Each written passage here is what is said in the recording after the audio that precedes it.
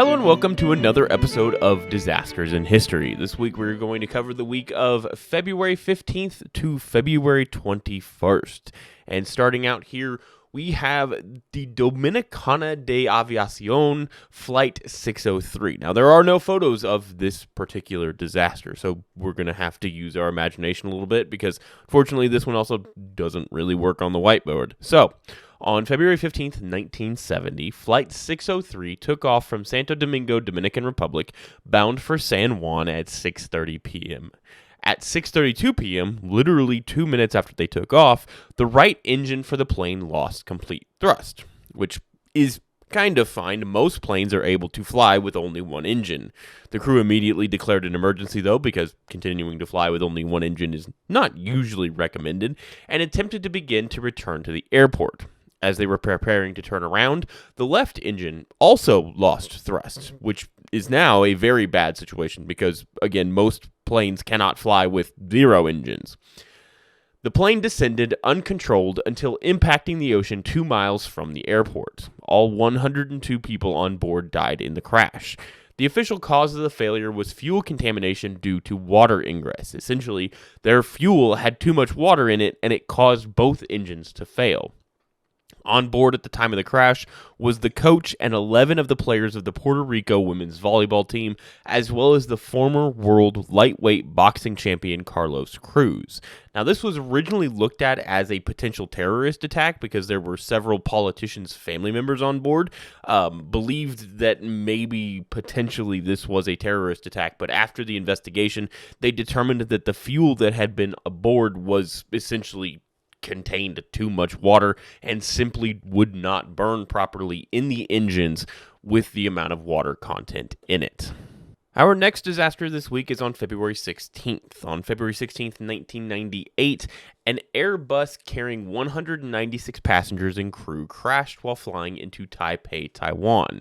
China Airlines Flight 676 was going into land in foggy and rainy conditions using instrument flight rules, but they realized they were approximately 1,000 feet above where they needed to be and about 1.5 miles too far from the runway to make a safe landing. The pilot, realizing what was happening, proceeded to apply power to perform a go-around to attempt another landing.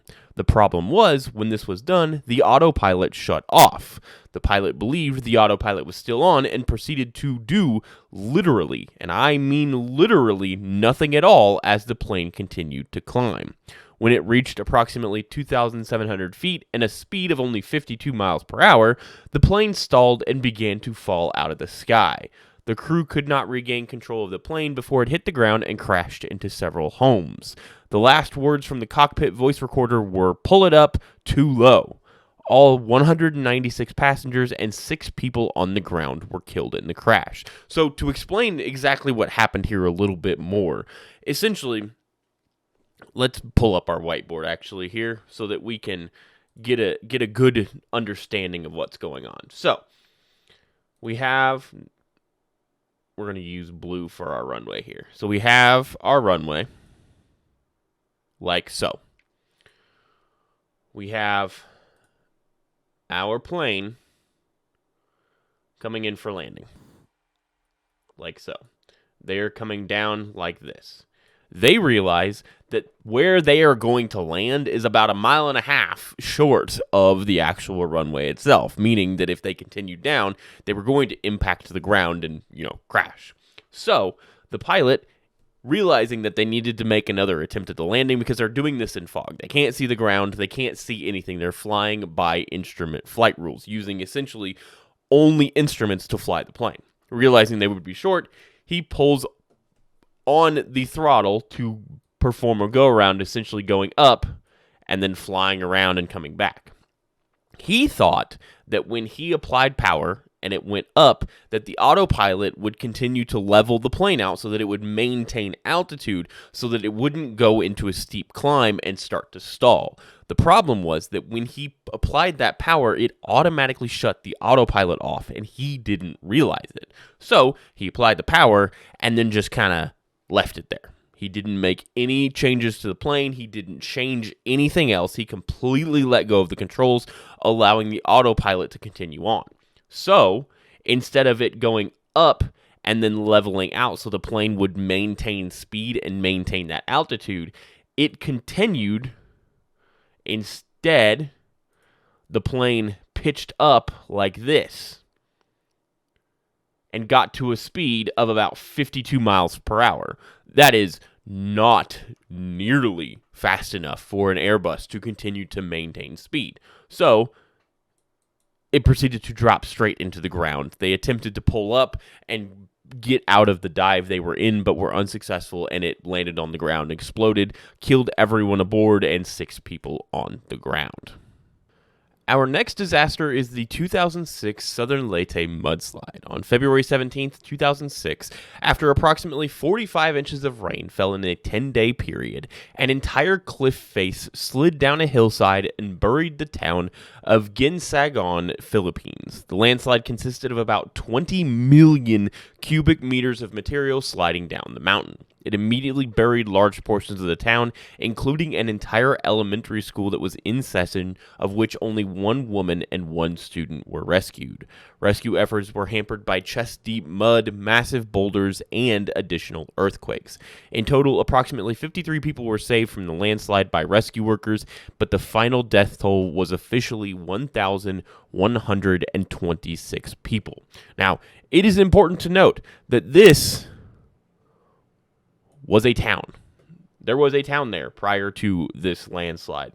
In addition, there's some question as to what the exact cause of this particular landslide was. Again, 45 inches of rain in a 10-day period is a lot of rain regardless of where you are. However, there was also an earthquake that was recorded just a few moments before or potentially during the actual landslide. So it's not known if it was a combination of the rain and the earthquake, or if it was just the rain and the earthquake was the actual landslide itself, or what exactly was the initial trigger for the landslide. Again, this area of the Philippines gets a lot of rain on a regular basis. So there's potential that it was the earthquake, and the combination of the rain led to the actual landslide itself. And in addition to adding to that, usually landslides occur where there's been heavy deforestation or something of that nature that has removed the soil's ability to remain in place. But if you look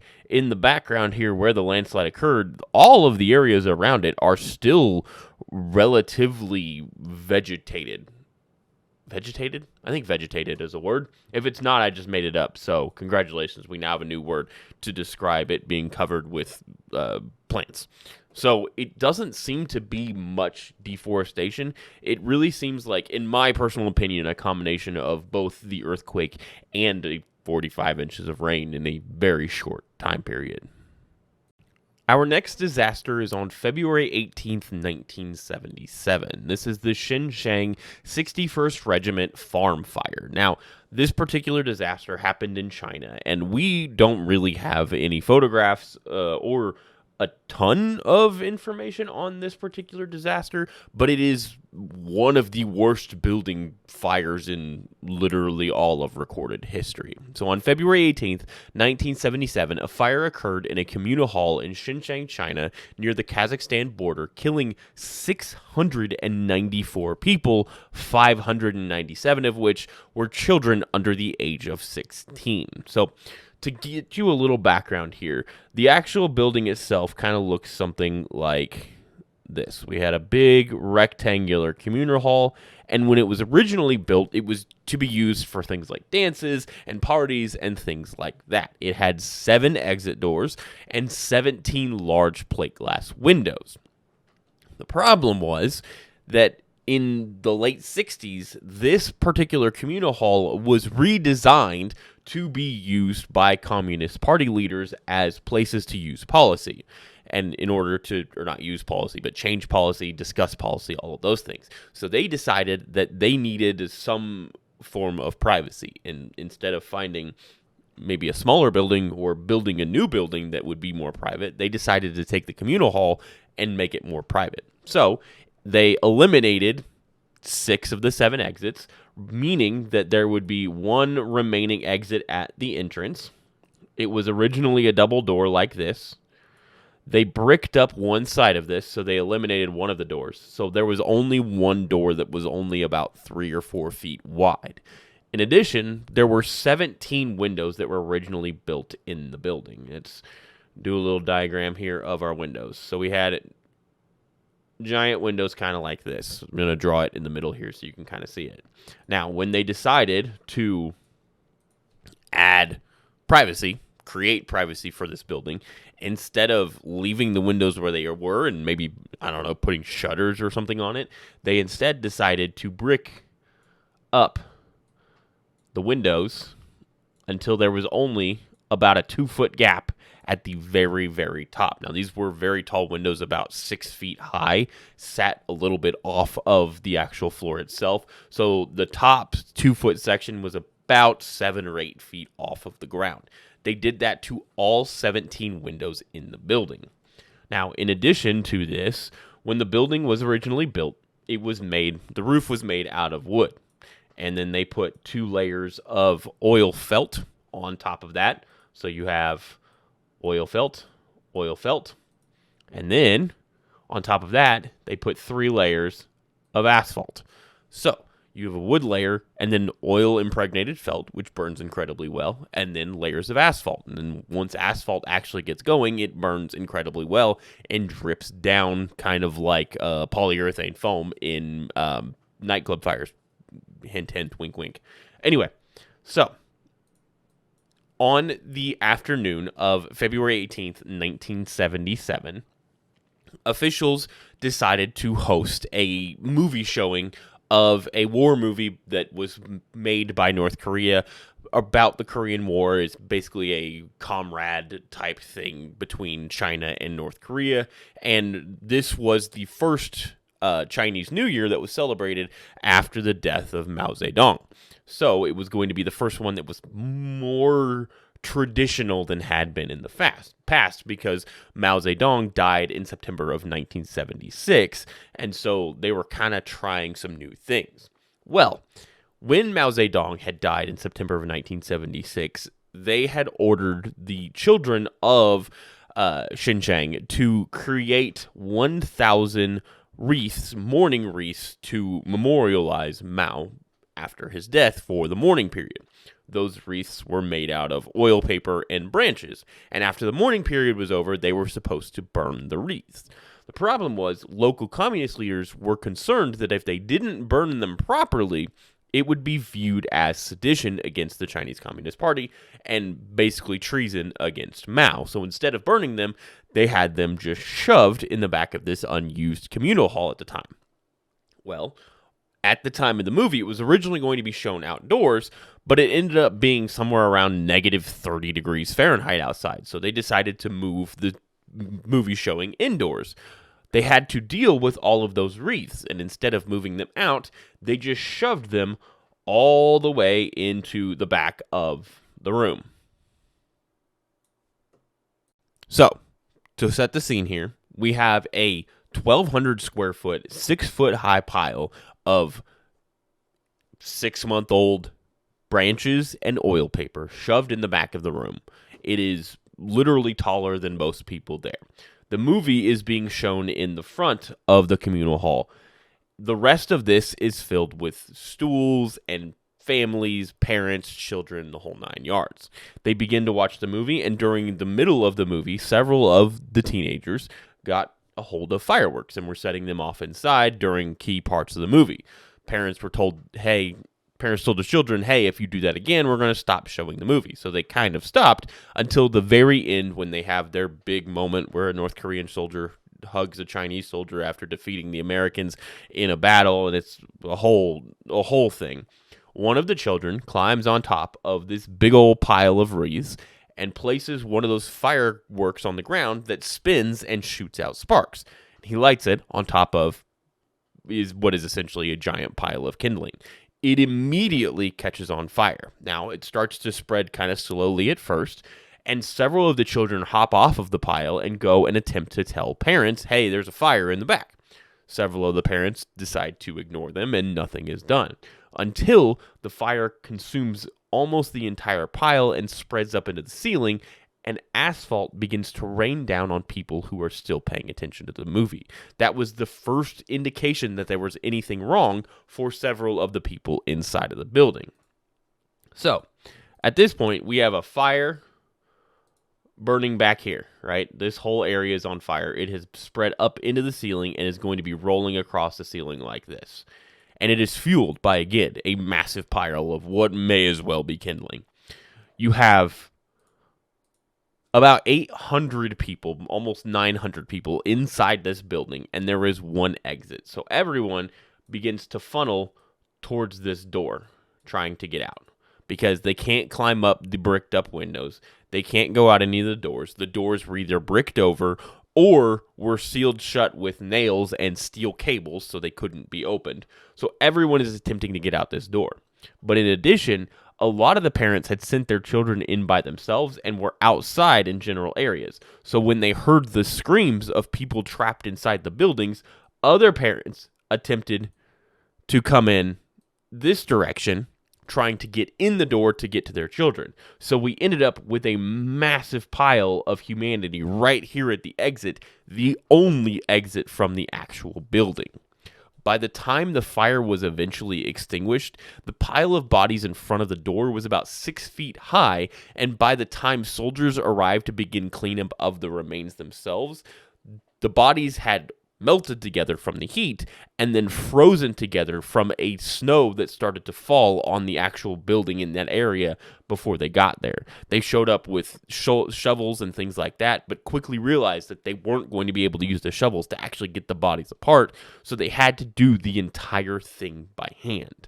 Again, 694 deaths inside this building because of a single exit. It remains one of the deadliest disasters in Chinese history and one of the deadliest building fires in all of recorded human history. Our last disaster for this week is arguably one of the most well-known disasters in all of history. It is the Station Nightclub fire in West Warwick, Rhode Island. On February 20th, 2003, at the Station Club in West Warwick, Rhode Island, a fire began behind the band Great White while they were playing a set. They had activated pyrotechnics during their song, which ignited acoustic foam that was surrounding the drummer's alcove. The fire spread quickly across the ceiling and filled the club with smoke incredibly quickly. Most people attempted to escape out the main entrance, but a crowd crush quickly formed, trapping dozens of people inside the building in a large pile. In the end, 100 people died inside the fire, and it remains one of the deadliest nightclub fires in U.S. history. This is one of those fires that gets talked about regularly, especially surrounding nightclub fires. It is probably most well known because at the time of the actual fire, there had been a previous disaster just a few weeks prior at a club in Chicago where a DJ had, for some reason, yelled that there was a terrorist attack inside the building, which caused a massive crowd crush that killed several people. So the owner of the Station Nightclub fire hired a guy to film inside the building on the night of the fire in order to show nightclub safety. And he unwittingly captured not only the beginning of the fire, but went through the building, managed to make it through the crowd crush out the front of the building itself, and then filmed people attempting to escape in various locations. And if you watch the video, which if you are not desensitized or you are very sensitive, I don't recommend watching it. You basically can slowly hear the screams of people inside start to fade away as one by one they start to die of smoke inhalation and things like that. Now, the reason this particular fire spread so quickly is because they had placed flammable acoustic foam all around the drummer's alcove and where the actual band was playing. If you look here in the background here, you can see how the fire back in here, and there's a separate fire over here. Because there were two different pyrotechnics that went off, and they didn't measure the distance. that the pyrotechnics shot versus the distance to the actual ceiling itself. So when they went off, those sparks ignited it, and it very quickly reached flashover conditions inside the drummer's alcove because it was such a small area and there was such a large amount of fire that started immediately, and it very quickly overwhelmed the ability for the building to evacuate people. In addition, there was no sprinkler system that went off, that could go off, so there was no way to kind of prevent the fire from spreading rapidly. Now, there were a number of things that made this significantly worse.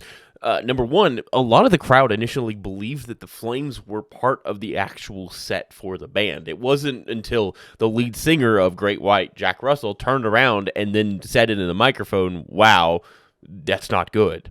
And then within about 40 seconds of the actual ignition, the band stopped playing and left the stage and attempted to exit out of one of the areas as the smoke alarms started to sound. The problem was smoke alarms weren't attached to the fire department, so there wasn't an instant call to the fire department.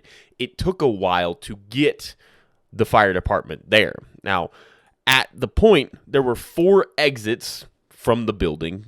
Unfortunately, most people attempted to use the front door, which is a common thing in disasters. People attempt to go out through the door they came in without looking for other exits. Now, several of these exits were in poor locations to be found in the first place. There was a discussion of whether or not the bouncers allowed people out the door that the band itself used, because there was a door right next to the stage that would have allowed for many people to attempt to exit that way, but there is some rumor that the bouncers in that area only allowed the band to escape out that way. It very quickly overwhelmed everything else. 12 people did manage to get out through a door meant for employees, while another 50 or so people evacuated through an emergency exit in the area of the bar on the opposite side of the actual nightclub. And then there were several windows that were broken out that also allowed about 80 or so people to escape as well. So if we look at this handy-dandy diagram of the station nightclub, we see right here we have our 2 fire locations. These were where the 2 fireworks were pointed at a 45-degree angle and ignited the actual acoustic foam on the walls. This area right here is the drummer's alcove. It very quickly reached flashover and began to spread fire across the ceiling like this. This whole area was covered in acoustic foam on the ceiling. This door right here is the one that the band escaped out of, although the band's guitarist went back in for his guitar and would end up dying in the fire. This is the way that the majority of people attempted to come out. Now, this became a very narrow area. It wasn't very wide, so this is where the main crowd crush actually happened. Several people came out this direction and attempted to exit out this way, and then some people exited out this way as well, which caused a lot of issues. We have, in total, here, we'll use a different color here. We'll use yellow. So, in total, we ended up with only one person ended up being found deceased on the dance floor. That was likely the guitarist. We had approximately 9 that died in this area. 31 people died in this tiny little hallway right here. 18 people died trapped in the sunroof. There were 7 people that died outside. There were 9 people that died over in this area. There were 10 people that died over here. This was a dead-end area. They couldn't get out here. There were 2 people that died up here in the office. 1 that died in this bathroom here, probably trying to hide from the smoke. 1 that died in this area. 1 that died in this bathroom here. 2 that died in the women's bathroom here. And then 1 died inside the kitchen, and then 3 died in this general area. Now, this whole sunroom right here was windows. It's believed that a lot of people got disoriented as to where they were inside the building and were unable to escape out the windows. All of these doors were unlocked. There wasn't any locked doors or anything like that. The only potential issues with exiting aside from the main entrance was that side door where the band went out, where there was allegedly some bouncers that would not allow people to exit. It's one of those disasters that is on video so you can see exactly what's going wrong and when it went wrong, but it kind of has become trapped in the minds of people, specifically because of the video itself. Now, in the aftermath, there were a lot of changes that were made to acoustic foam to help try and prevent these kinds of disasters in the future. But as we know from the last year, that hasn't really changed much with the nightclub fire in India, the nightclub fire in North Macedonia, the nightclub fire on January 1st in Switzerland. All of those were contributed to by acoustic foam and by exits that were not incredibly well marked or operating at any point. And so with that, we've reached the end of this week's episode. I hope you guys enjoyed it. As always, like, subscribe, comment, do whatever you want if you want to come back and see more. Thank you very much. Bye.